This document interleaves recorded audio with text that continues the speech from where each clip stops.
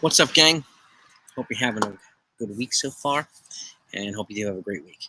Now, the Yankees are officially eliminated from postseason. We know this. We found this out last night in their game against the Diamondbacks when they lost 7-1. Played the Diamondbacks again today, this afternoon. Hopefully they'll win the series. But they are officially eliminated from postseason. So now it's time for them to prepare for 2024, us to play mock GM, right? Maybe they'll give some young kids some more young kids a shot. Maybe they'll rest some veterans to get them healthy for next year. It's a combination of things for the Yankees. I mean, Tommy Kahnle went on the IL today. So pitching, you can never have too much pitching. I've said this too. Tommy Kahnle went on the IL. They brought up Matt Bowman. He's got a shoulder problem, Kahnle. So he was great, and then he was struggling for like the last month and a half. And now it looks like it's caught up to him. So, but that said, what do the Yankees need to do this offseason? We know that the Yankees need 2 contact bats. I've talked about this too. I think having a good contact bat that's known as a high on-base percentage guy is a good guy to have in the lineup before Judge. And then after Judge, another contact guy who can hit for power, but also is a good on-base percentage guy after Judge. I think we need to surround them with both. Okay? Who that is, we don't know yet. I mean, there's only one player that I would trade a Hall of Prospects for, and it's Juan Soto. Nobody else. I would not trade a Hall of Prospects for anybody else but Soto. And he would be a perfect fit in this Yankee lineup before Judge, batting him number 2 while Judge can bat 3. So, and if Rizzo comes back, he bats 4th, and you can bat another contact guy 5th. Like, there's a way of making such so that the lineup is basically hell on a nightmare on pitching from 1 through 5, which is exactly, I think, what the Yankees need. But we know the 2 contact bats, okay? We know they need pitching too. So we talked about, Yoshinobu Yamamoto is a 25-year-old pitcher from Japan, and we're hoping, really, really hoping, that the Yankees get him. And so all signs are pointing towards that, but it hasn't happened yet. So we'll see. Could there be a bidding war? It could be. But the Yankees are being very aggressive. They're pursuing him heavily. They've been frequently visiting Japan. So he knows that he's high up on the Yankees' priority list. And hopefully the Yankees make that happen. But that said, if you bring him to the rotation, let's just say it's Cole 1, Rodon 2, Yamamoto 3, King 4, Schmidt 5. Is that enough? Don't know.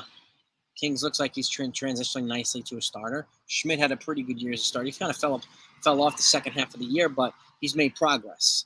So I do think that he deserves another shot, whether it's a 5 or 6 guy. We don't know if they're going to have a 6-man rotation yet. Let's just say they add Yamamoto and trade for one of the Marlins pitchers, and I'll get to that in a second too. Now you're looking at Cole, Rodon, Yamamoto, King, and let's say Braxton Garrett, okay? While Schmidt maybe being the number 6 guy. And you still have guys like Nestor Cortes who can be long relief guys. Johnny Brito, Vasquez, Randy Vasquez. So there's options, and I do think the Yankees need a steady amount of, or healthy amount of, guys in long relief to bridge the gap from the starters to the relievers. I say that for a couple of reasons.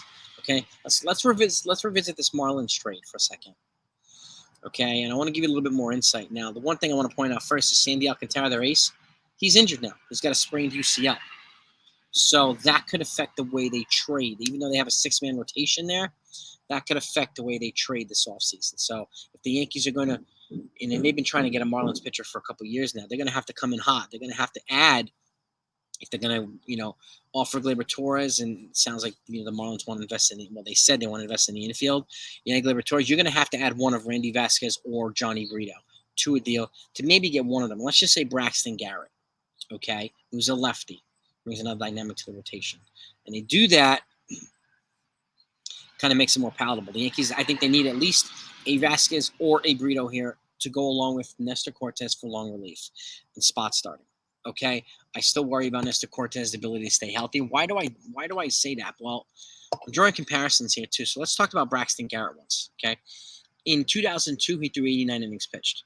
In 2022 he threw 89 innings pitched. Last year he threw 155. It's a significant increase. Now let's go to Edward Cabrera. He threw 98 innings pitched in 2022, 194 in 2023. Direct comparisons to my brain to Nestor Cortes. And remember, the significant increase in innings pitched looks like has affected Nestor Cortes and his ability to stay healthy. which is why if I'm going to choose between the two, it's going to be Braxton Garrett because the innings workload, while it's significant, it's not as significant as Edward Cabrera, and not even as significant as probably Mr. Cortes was. So, and he's on a team control. He's 26, on team control until 2029, I think. So you got several years of control. And he's a lefty. And then again, by keeping guys like Nestor and keeping guys like Vasquez or Brito, you can ease this guy in. You can keep him at 150 innings pitched this year and let him get used to that instead of just trying to shoot him up to 200 innings pitched. So it's something I wanted to look at, because it's important to be, they're going to have to be very selective with whom they choose to trade for if they trade for anybody. That's a pitcher. Very selective. Okay, the bullpen's a little bit different. I don't really have much of a concern trading for David Bednar and some of these other guys. If they do that, if they decide to do that, those guys are power arms and they're known for dominating in short relief. So, but this is a big need too. Starting pitching. Maybe they just go for Yamamoto. Maybe they get him. Okay, or maybe if they don't get him, maybe they get an Aaron Nola, somebody like that. Okay, maybe they get a frontline pitcher to add there, and then they don't add out anywhere else. I do think it'd be a good idea to trade for one of these Marlins starters if they can be intelligent at delivery. Add something to Gleyber Torres because since he only has 1 year of control. Okay, and add a pitcher, because if they're concerned about giving up a pitcher, I would want to give them a pitcher in return. Choose Vasquez or Brito. Pick one to go with Torres. Okay. At the very least, they'll get a pitcher with multiple years of control in return too.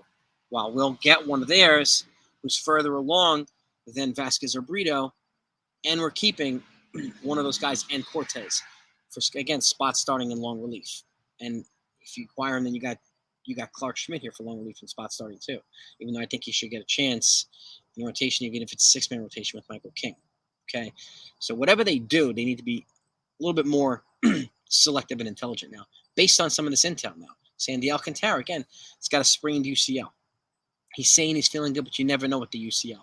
We could wake up later on this offseason and get news that he needs Tommy John. He'll miss 2024.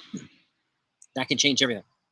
So if I'm the Yankees, I'm being aggressive early on this offseason. And I'm trying to make the moves that I need to make real fast. I'm trying to beat people to the punch. Try to facilitate a trade. Okay, and not over ask. Right? Just come in aggressive with an offer. We're offering Torres, and we're offering you either one of these pitchers, Johnny Brito or Randy Vasquez, in exchange for one of your starters. Not two of them plus two prospects. One of your starters. Let's be real here, okay? And realistic. All right? That is an intelligent path, in my opinion, for the Yankees. So one of those Marlins pitchers would be a good idea. But again, if they don't decide to do it or try to pursue it, and there's no guarantee they're going to have success. There's no guarantee they're going to have success with Yamamoto. But if they can get Yamamoto in the fold here, it would be a big add to the rotation. It would at least give them some comfort and some flexibility so that if they want to pivot to left field, they can do that. Okay? They can pivot to another starter or a reliever. They can do that too. But getting that guy makes a huge difference. He's young. Also, he's 25, so it's going to cost a lot of money, probably with an opt-out too. And again, if they can get two starters, I think it'd be a good idea for the Yankees. But again, being very selective with why. If I'm choosing between the two, I'm choosing Garrett because his innings pitch workload is not as drastic as Cabrera's is. That matters to me. It makes a difference. And he's a crafty lefty, and we need another lefty to go with Rodon. Okay? In my opinion. Some people might disagree, and that's totally fine. And obviously, by making these moves and trading for a pitcher who's got controllable years of and pre-ARB and ARB, you're going on the cheap, which makes it easier for them to pivot to positions, outfielder, and whatever else they might be looking for. So this is going to be a busy offseason. So make sure that you hit that subscribe button if you haven't done that yet. That way you don't miss everything. I'll give you every move as it comes in. Yankees, non-Yankees, free agency trades, everything. Okay, and I thank you for subscribing. It means the world. Trying to get to 20,000 subscribers before the end of the year. Your help is greatly appreciated. But I also want to make sure that you don't miss anything as it comes, especially if you're a Yankee fan. But no matter who your team is, if you're a baseball fan, you won't miss anything. Every free agent move that comes in, I'll be putting out a video on it. So I'll make sure that you know. So that's the Yankees morning news. and a little bit of insight and thoughts into the free agent process or trade process or off-season process for them. I want to know what you think. Okay, did you take a look? Like, does it matter to you? The workload thing matters to me because I've seen how it affects Nestor Cortes, and we've seen it. Okay, his ability to come back and rebound healthier. I don't want it to affect the pitcher that the Yankees acquire in a trade. Last thing they want to do is acquire another injured pitcher. We don't need another Frankie Montes situation. And it's unfortunate. And it looks like he's shown to be healthy again, but he was injured his entire tenure with the Yankees, and that's unfortunate. So we don't need that now. We need to acquire young, durable pitchers. We've talked about this repeatedly. Okay, with lots of years of control on the cheap. These two Marlins pitchers represent that. And Braxton Garrett, I'm a little bit more comfortable with because of his workload increase.